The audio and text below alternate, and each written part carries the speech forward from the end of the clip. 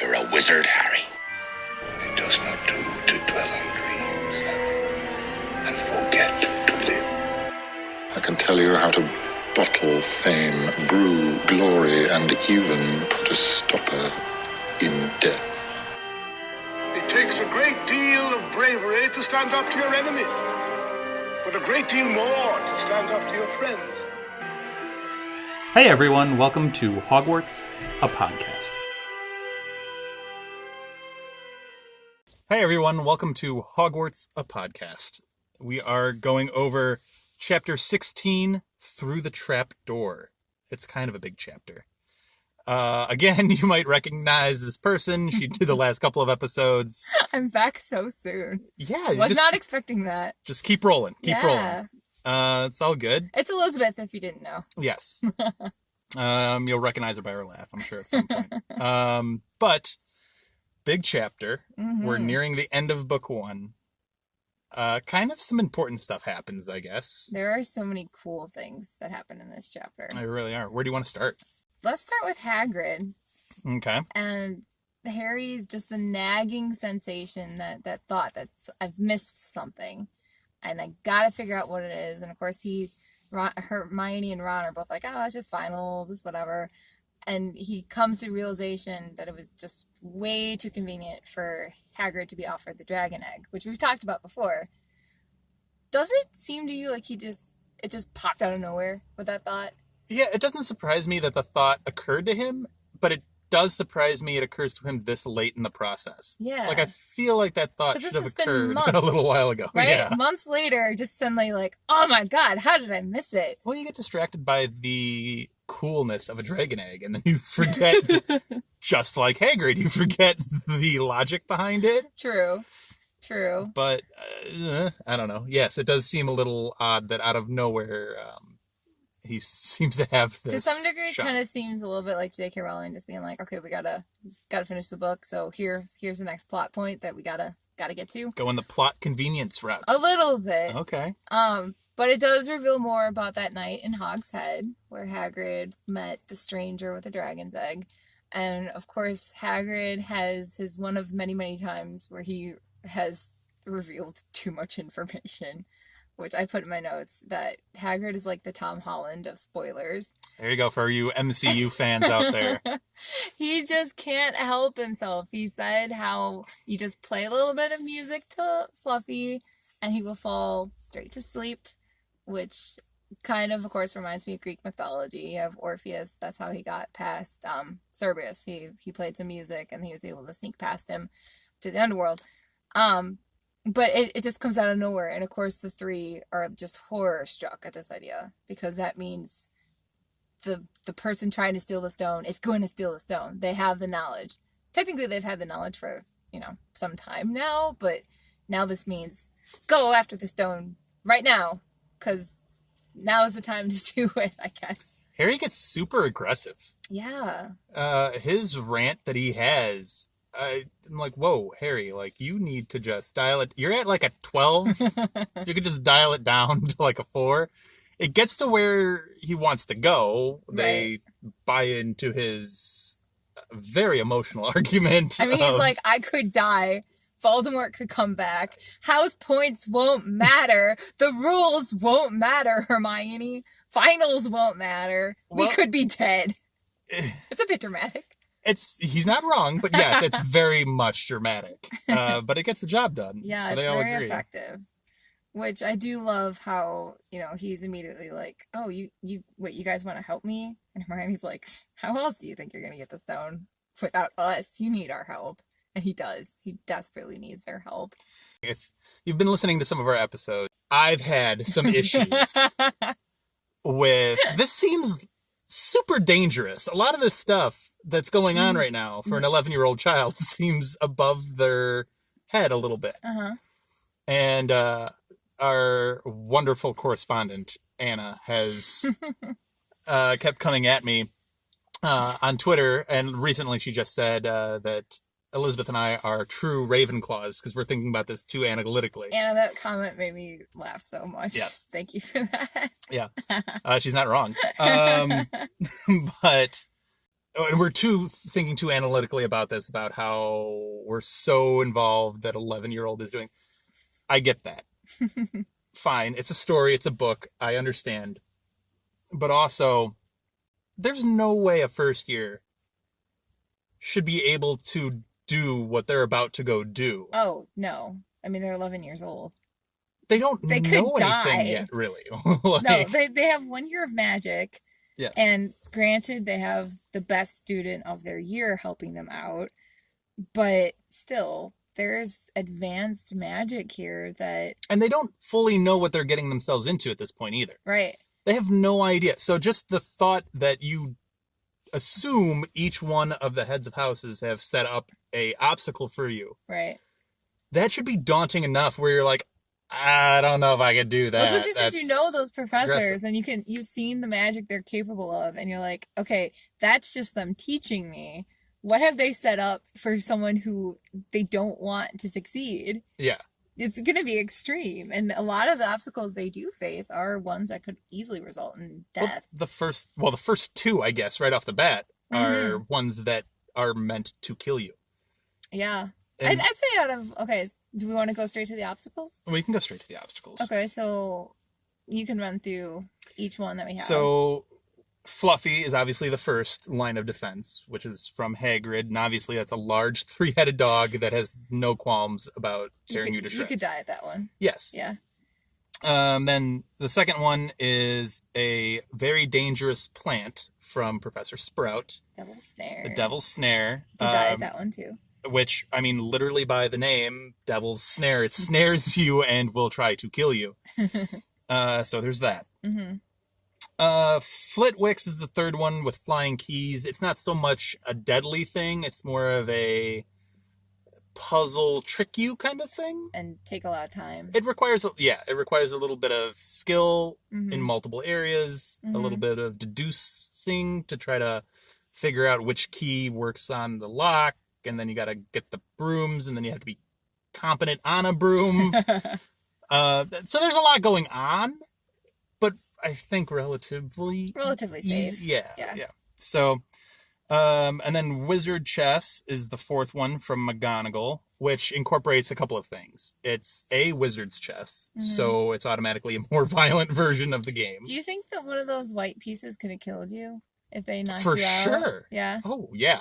Okay, so another potential death. It could, yeah, thing. of course. Which they set up when they get there, they set up of, like, let's just see what happens. Right. Throw a piece out there, smacked in half, and just lies there. So I guess Ron is very lucky that he didn't walk away from this with a full-blown concussion. He should have. He should have, but I He guess should magic. have. Yeah. Thank you, Hospital Wing. I mean, a marble or stone, and I have been to the prop part of the studios in London, and I get it, it's movie props. I get that. But those things are huge. They're massive. They're legitimately massive. Imagine one of those being made out of actual marble smacking you. A child, too. That wouldn't end well for you. So there's that. But then there's the actual game of chess, and the troll could definitely kill you. The troll, as we've learned in the Halloween chapter, trolls can be a problem. But you can outwit them. So there's that. Right. And then potions, literally 3 of them are poison. Yeah. So that would kill you, I would assume. Yeah, so I mean, there were definitely lots of chances to really stop a person. So the fact that 11-year-olds can get through all of that. I have my issues with the trials, which we can get into later in the spoilers a little bit. But my main issue, now that we know a little bit about Snape, I didn't know that he was a poet. Did not see that one coming. He's got more all. Depth to him than he presents. Did not have him as a poet. But if you're Snape, and you have these potions, and they're set up to trick you, and whatever, why even write one? Why even write a poem? Yeah, make the person recognize the potion in there to pass it. Why would you even give him a code key? Because it's a book. That's the real answer. That's because it's a book. But I know. No, with that, I wish, like, part of me wishes there was artwork, if not right within the chapter, maybe the chapter artwork, like they have it in the American books. I don't know if they have them in other books. But that sense of being able to see all the bottles, because the clue is solvable until it gets to the size. You're right. And every time I read it, I'm always like, oh, I wish I could figure this out first and figure out which of these bottles is the one that gets forward, which one goes back. Thought of that the same way as I was reading it this time too. Yeah, like it'd be kind of fun to see if I'm as smart as Hermione or than Snape to be able to do that. But I think that particular obstacle I would have the most fun being challenged by. Okay. Which one do you think you'd be the most entertaining, or I guess good at, or want to try to face? As a first-year student, I think I'd be more capable of doing the wizard's chess. Okay. But just in general, what would you find? If I was an older student, I would try to take on the troll. Yeah. I would want that challenge. I would definitely want that challenge of trying to take on the troll. Just give me a little bit more knowledge and a little bit more like competency in what I'm doing. How to defeat trolls? Huh? How to defeat trolls? Yeah, I feel like I could be capable of doing that. It's just like, give me a little bit more education and experience before I go do that. I feel like I could get past Fluffy easily enough. I could just sing and he could just, fall asleep that way.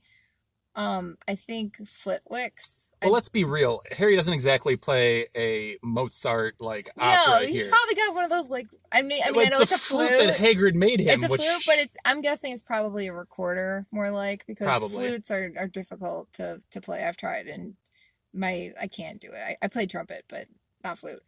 But yeah, if a recorder is considered music, then surely singing is. He just doesn't feel like singing. You're right. Well, Harry mentions he doesn't want to sing, right. So that's... So, I mean, Fluffy would not be hard to get.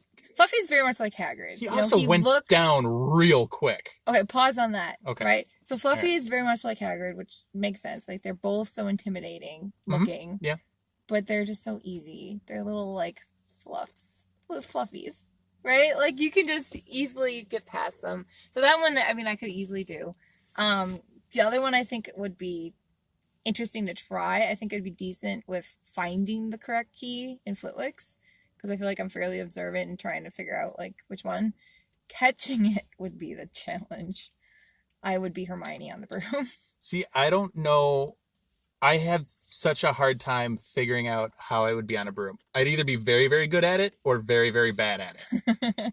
I can play basketball and I can play baseball and I can play football. I can't ice skate though.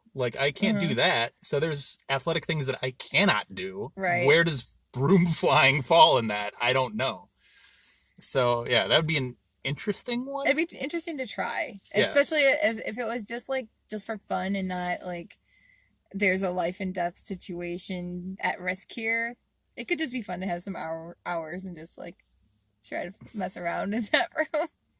But going back to the Devil's Snare one, what you said with falling down, I think this is the first time I really paid attention to this with this read. Harry said when he jumped down to fall into the Devil's Snare, the light from the trapdoor was the size of a postage stamp.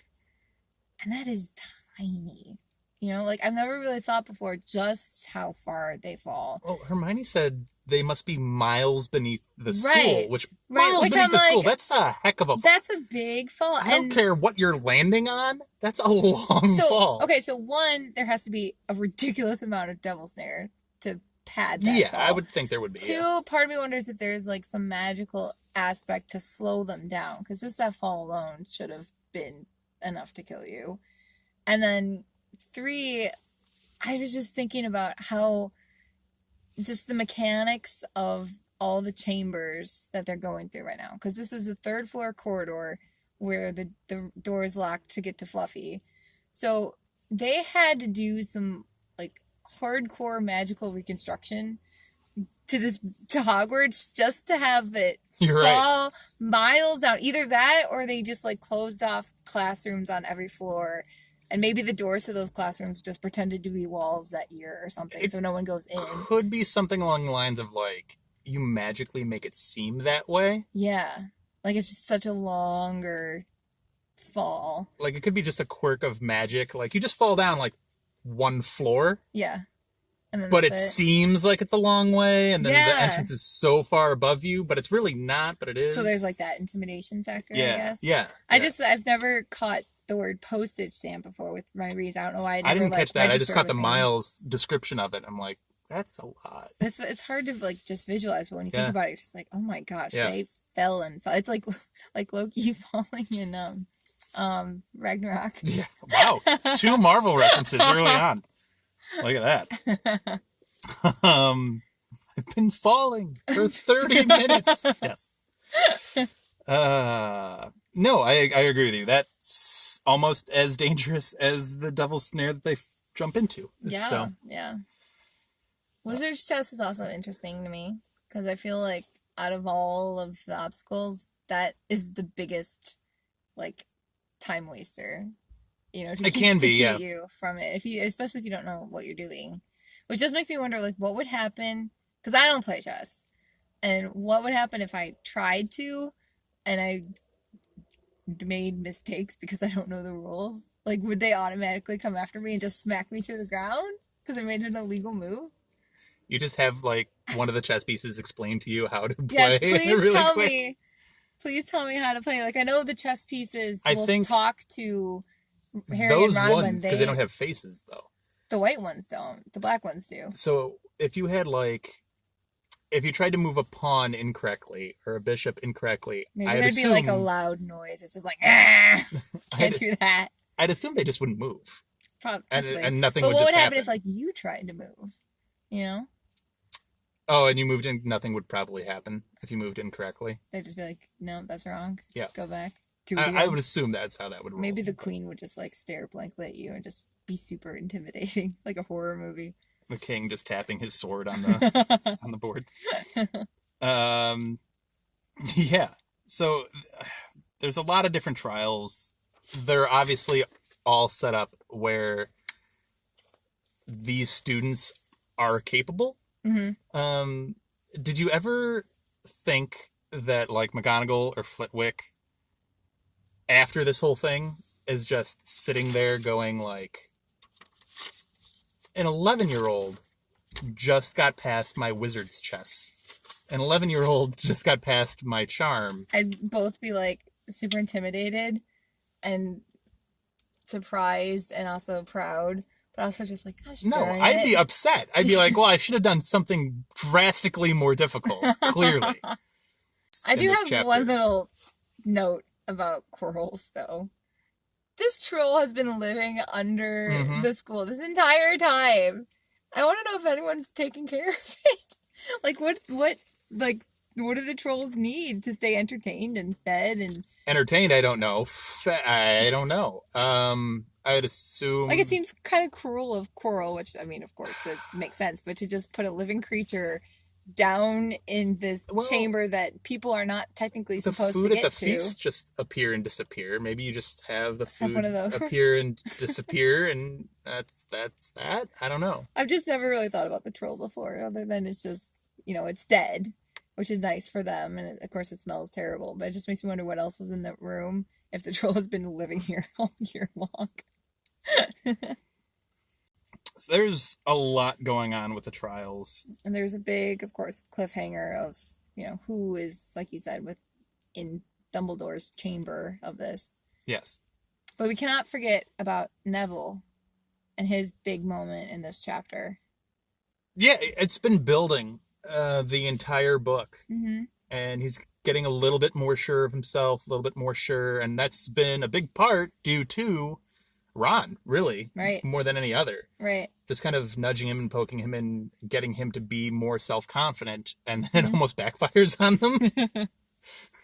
Which they're like, oh, you'll understand later, of course, and they feel terrible about putting that full body bind on them. To on Neville's Neville. credit, though, I mean, no one else in that common room, after all of the points that these three have lost them, if I was in that common room and I was concerned about that, I'd be like, no, you three, go to bed. Go to bed now. And like... So you'd be the RA of the common room.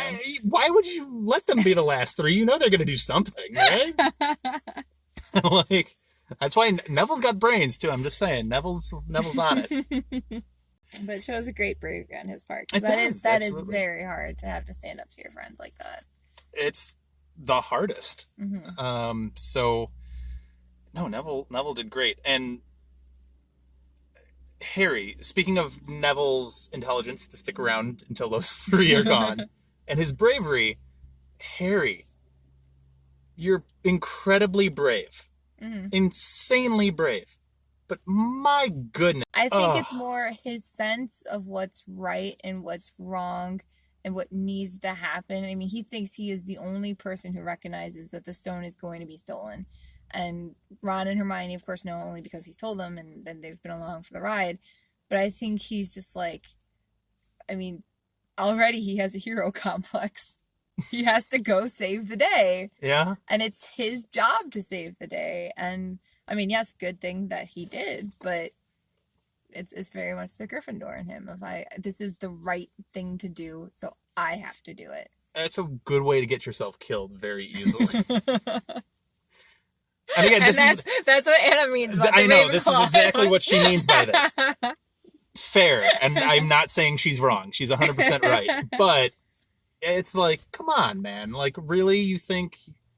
He could have, like, told... I mean, he did try to tell McGonagall, and she was like, no, it's too well protected. He caught her way off guard with that. Oh, I mean, she dropped her books. And then Snape, of course, is, like, lurking around, just kind of with that knowing grin on his face of just, like, you run along, Potter, kind of thing. Don't go sneaking around in the dark. I'll catch you and get you expelled. So, of course, you know, like, he knows what they're up to. But it is, I think, also, too, just that sense of he knows Snape is behind this. He knows Snape is evil. He knows he's got to stop him. And, of course, well, spoilers. That sounds like a great place to stop for a break. And we'll come right back with our spoiler discussion. In the dungeon! Turn around in the dungeon! All right, so we are back with the spoilers for Chapter 16, Through the Trapdoor. We left off with the non-spoilers of, guess what? It's not Snape. It's not Snape. Do you remember, like, the first time you read it, were you surprised by that? I don't know that I can recall my first reaction. Probably?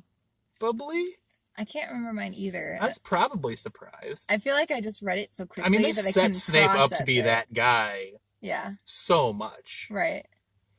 I think at this point, too, like, especially when you're young reading this, so much just happened, and your brain is still trying to process it as it absorbed it, that when you finally discover it's Quirrell, not Snape, you're just like, I think I'm so overwhelmed with feelings and thoughts, and I like, you can't take it in. The same way Harry can't take it in. earlier in the books we talked about, like, how sometimes you need to just sit with a chapter for a little bit Yeah. after reading it, and Yeah. some other chapters you're like, nope, flipping that page right over and getting going. And I think this was one of those chapters where you flip the page and you just you're not If it's stopping like, now. if you're telling yourself, okay, one more chapter and I'll go to bed, and then this was the one chapter, you're like, okay, one more Right. chapter, You and now I'm can't, going like, to bed. not finish the book No, there's after no way. this chapter, right? It's There's one no more way. chapter, you just got to do it. But you had a good point in your notes here about Quirrell possibly having an inside track. Yeah, because, I mean, if he helped design parts of a part of all these obstacles, obviously all of the teachers together, I would assume they did it together, that they were all trying to, like, create each room, and he probably saw the different things that had to happen prior to his room. So he knew the Devil's Snare is super far down. I can bring a broomstick, and then I don't have to worry about going into the Devil's Snare. Or maybe I can just do a freezing charm on the one key, so that way I don't have to waste time chasing it around the room. It's just, frozen there. So then, and then too, like, even the chess game. I don't know if he actually did play a game of chess. I don't know if there was some kind of magic loophole that the teachers knew about so they could quickly get past it to get to some other later obstacle. Like, it makes me wonder, like, did Dumbledore have to play a game of chess in order to bring the mirror down, you know, like, that kind of thing? So I could see it as him getting past some of the obstacles very quickly and then spending all that time, maybe hours, just staring at the mirror, just being like, what the heck am I supposed to do with this? And just trying to think his way through it. Just getting frustrated. I think he might have had some, I don't know. I could see Dumbledore very much compartmentalizing this whole thing and literally being like, no, you just work on this, or you tell me. And then I'll set it up. And then I'll set it up for you. Or I feel like out of everybody, McGonagall probably had the most knowledge. Probably. Yeah. Probably. She's in on the know. But I'll give you that. Or Snape probably had some knowledge of what was going on. Well, especially if his was the last one prior to the mirror. Yeah. Yeah. So, and you know, McGonagall and Snape, if they're the two that know the most maybe about what's going on, they're also the most tight-lipped about what's going on. They're not going to, freely volunteer the defenses, even if they're confident that, well, and we know Snape's not confident in Quirrell. Right. But somehow Quirrell knew about all of the other obstacles that had to be faced. He was just waiting to get the knowledge about how to get past Fluffy. Well, I think you have Quirrell himself is obviously a very accomplished wizard. I think people forget that because the memory that they have of Quirrell because of the movie or because of the many descriptions throughout this book is of him stammering, stuttering, being super anxious and nervous all the time. When in reality, that's an act that he puts on. Right. And he's actually a very cunning, very wise, very talented wizard that could probably get through this all himself anyway without a terrible amount of difficulty. But then you throw in the fact that if he does get stumped, he's got freaking Voldemort, like, right there. To be like, you're an idiot, do this. But I do wonder, like, how much Voldemort is capable of at this point. And I guess this gets more into the next chapter, so we can talk about it then. But yeah, I mean, it could seem that he had some knowledge, and even if being accomplished, I could still see him as staring at the mirror for, I don't know, at least a half hour, 30, that's 60 minutes. Here's a question about Quirrell, though. His specialty is trolls. A, how do you get that specialty? What things do you have to encounter in life to then become a specialist in trolls? It just fascinates me, like, that's his specialty? It's an interesting one. Now I'm going to make a Frozen reference, and maybe he grew up with the trolls. Disney is going to love you after this episode. Disney stock just went up. I just heard dollar amounts. Yes. I'm a dork. It's okay. Yeah, so all that, I don't know. It's just curious to me because, I mean, obviously he's already very settled in the room prior to Harry arriving. And when Harry arrives, he's just kind of like, oh, you're finally here. Come here, child. Let me use you. Which makes me think that he's been there long enough getting frustrated. Oh, he's definitely been there a while, yeah. That it's just like, okay, now let's try it with somebody else. And let's see if it's just me who's seeing this in the mirror or if somebody else sees something different. And in which case, how do we get past Dumbledore's little mind games in this mirror? To go back to the trials, I think if you want to, like, come up with excuses, like, really, Flitwick, you can't come up with something more difficult. Even, I think in the movie, they have once you go up on the broom, the keys start attacking you. Yeah, making it difficult. I remember getting mad at that, too. Making it more difficult. Yeah. I liked it because I feel like that's just better. That's a better way of doing it. To me, that doesn't fit Flitwick as much, though. His personality. It like does. These things seem to very much fit their personalities. I mean, like, yeah. Like, Sprout is more than what meets the eye, and she's dangerous too. The Devil Snare is innocent looking, but then it's pretty dangerous. And Say, like we said with, like, Hagrid, how he's just a little softy on the inside, same way Fluffy is, and McGonagall is stern and calculating, and Yeah. that's what chess is. But if Flitwick's one of the most accomplished duelists... But I wonder, like duelist to me is, if the fight comes to me, I will fight, and I'm good at it. I don't think he's the kind of person who seeks out fights. No, I wouldn't say that. So, like, with the whole, like, it's gonna attack you just for the sake of attacking you. Like, I don't see him as doing that. I could see him and Snape almost switching. Yeah. And him writing a riddle to a puzzle that you have to figure out. I could see Flitwick doing that. Which he does a mobile puzzle, essentially, that you have to find the key that fits the door, and there's obstacles within that puzzle. Dan, I didn't want to tell you this, but Snape actually came to me, and I wrote did you? I wrote the poem for him. Fair enough. But it rhymed. You don't like rhymes. Anyway. Yeah, I could see them flipping maybe on that, and then Snape still doing something with potions, but a little bit differently. Anyway, what I'm saying is, maybe it's not as important that the other trials are beatable when Dumbledore has in his back pocket essentially an unbeatable thing in his own right. It makes me wonder if, like, maybe just the obstacles are meant to slow you down, not to stop you entirely. Maybe. I don't know. But I had in my notes, this always makes me happy, when Hermione kind of loses her cool for a second and forgets that she's a witch. She forgets how to light a fire. And Ron, of course, calls her. I was like, are you a witch or what? And she's like, oh, yeah. 6 years later, she held on to that comment, and she bided her time when Ron is wishing for Crookshanks to freeze the Whomping Willow so they can get through, and she's like, are you a wizard or what? Make this stupid stick fly.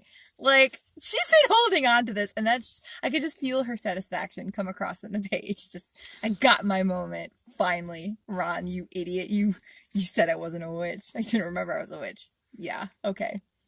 Boom. Hermione has an interesting kind of track in this book where she comes across as more of a timid individual that's not really maybe up to the courage of the other two as far as willing to go do dangerous things. Well, because there's the fear of breaking the rules. There is that fear. And failing and doing something wrong. Which I think, like, I identify with that. When I was in high school and younger than that, I was always the good student because I was like, I don't want to break the rules. I don't want to get called out. I don't want to get in trouble. I want to just, like, do well. And then, she meets these troublemaker friends who are like, nah, let's just do it. It's like, I do give her a ton of credit for getting on the broom because I know she's not super comfortable with that. But that being said, I was surprised that she got on the broom because all we know is that she wasn't great during her flying lessons. Right. And now she's progressed to the point where... I wonder if she practiced on her own time. Maybe. This goes back to my series development. Yeah, because, like, over the course of the book, she does have to be on brooms, and Harry does recognize, like, she's not the most comfortable with it. But in general, as a means of transportation, it's almost like, driving a car, like, you have to at some point if you want to succeed. So I wonder if she was just, like, practicing away from those two because they would make fun of her if she messed it up so badly. I do have to say, though, her in that moment, she conjures the fire and she remembers, like, the beginnings of the poem from Sprout's class. Mm-hmm. But they credit her with figuring out the answer when she doesn't figure out the answer at all. It's Harry who says, light a fire. You mean when Dumbledore gives her the points later on? No, like, when they're discussing it after getting through the snare. Right, okay. They're like, thankfully Hermione paid attention. I'm like, well, Harry paid attention because he was the one that said light a fire. Right. And Ron was the one like, you're a witch, light the fire. Well, you could argue that Harry's just, like, thinking more as a muggle, which, of course, Hermione should too, but Well, I guess she is. She's thinking, I'm a muggle, and I can't light a fire. And Harry's just like, that's what you need to do. If you say they don't like She was trying to light, they piece don't like together the warmth. poem. She's piecing it together, and he's just like, here's the obvious answer. It's dark and damp. Now do it. Maybe a fire would work. Yeah. So And she's thinking like the muggle, Ron's thinking like the wizard. Ron says that later, though. It's like, thankfully, Harry doesn't lose his head in a crisis, which is a great underlining characteristic of Harry Yeah. that I will give him a ton of credit for. Yeah. That is something that he does not do. He gets himself into those crises often. Well, yeah, every single book, that was one of the things I had down. When you think about it, every book towards the end, every book is structured very much like a video game. You get past the bigger and bigger and bigger end game boss until the very, very last one. And if you think of the book as as a chunk in the entire series, obviously this is just like a level, I don't know, 4 or 5 kind of a thing. It's not the big one. But when you think of like the Triwizard Tournament, he has to get past obstacles. When you think of, going The Order of the Phoenix, yes. Order of the Phoenix, you got to go couple. through the whole Department of Mysteries. Yeah. There's all of the different rooms, and would they have been able to do that had they not done this when they were 11 years old? I mean, they have the confidence that they can succeed because they already have once, like you said, when they're so young and first year dumb. They are. That's one of my favorite developments from this first book is first year dumb. First year dumb. Just Yeah. like trademark that. Sure. And I get it. It's a book and it's a series and they're supposed to progress and develop. Mm-hmm. And that's just the way a book works. Right. But in terms of the story, that's what others would flip on me and say, like, well, Dumbledore has to test him here because he has to figure out what he's dealing with. Is Harry's heart pure? Is he maybe talented enough? Is he progressing the way he should be given what Dumbledore foresees his future to be? Fair. That's fair. And, we can talk about, like... We can talk about a lot of that more in the next chapter, We can. Too. I will also say, with Hermione's quote of, how do you think you'd get to the stone without us? Every obstacle he faces, Harry, you need Ron and Hermione. And he often tries to just be like, okay, well, I don't want to get you in harm's way. I care about you too much. This is my battle. And so often, I mean, even in Deathly Hallows, they're just like, what, you haven't realized by now? We're not going anywhere. You need us, and we're here to help. I was thinking about this last night, and yeah, the three of them balance each other out so well in different ways. Mm-hmm. But you have Hermione that's just book smart, very intelligent, on top of her game, right? And you have Ron, who's more of the street smart, common sense, grounded individual. And then there's Harry, who doesn't lose his head in a crisis, which is a tremendous talent that few people honestly have. Yeah. It's a rare trait. And it's like the more chaotic it gets, the calmer he is. Yeah, which is great. Yeah. But Ron gets the title of, like, the dumb one all the time. And I called Harry an idiot in the non-spoilers section. I would make an argument that maybe Harry is the dumber of the three. Of the three? Yeah. When he just constantly rushes in without being like, hey, okay, so this is a problem. I would argue against your adjective of dumb. I would say Okay. he's more impulsive than the three. Okay. I think Hermione thinks about it and she's like, no, that's a stupid thing. We're going to get in trouble. Ron thinks about it and he's like, magic world is dangerous and there's a lot you don't know, so my dad says we probably shouldn't. And Harry's just like, it's the right thing to do, so we're going to do it. And they're like, okay. But being impulsive can lead to some stupid decisions. Yes! I mean, we So- see a lot of that in Order of the Phoenix. Yes. Yes, we do. So it just, like, and again, I'm essentially defending Ron here, again, in this book, of like, people give him this tag so unfairly. I think that's also because of the movies. For sure. Yeah. But it's like, Harry has some questionable decisions. Just saying. None of them are perfect, but together They are perfect. They fill a lot of each other's shortcomings. Yes. Yeah, for sure. Which makes them like the best trio. The golden trio. Golden trio. So, yeah. You have anything else on Through the Trapdoor? We've already started to branch into the next chapter. We have. It's hard not to talk about the next chapter. I think it's just throughout the whole book, when you get to this chapter, it's just so cool because it just reminds you of that. I don't know, almost like TV shows you'd watch when you're little. It's like you have to get past this obstacle, or you have to go find that hidden treasure or something. It's just like, ooh, like now we're at the really, really juicy part. Mm-hmm. The thing that everything has been leading up to. And of course, she leaves it on that cliffhanger. So you want to know more. You got to get to the next chapter. Which we're about to. We should do. All right. We'll end it there. Please follow us on our Twitter at HogwartsAPod for any updates. And when we drop new episodes, they'll be posted there. You can find me at Daniel_Allen44 on Twitter. You can find me in the comments. Elizabeth does usually leave a comment after each episode. So let us know what you think. And we'll see you on the next one. Thanks. Thank you for listening to Hogwarts, a podcast. If you like what you've heard, please click the subscribe button on your preferred podcasting app and follow us on Twitter and Instagram at HogwartsAPod.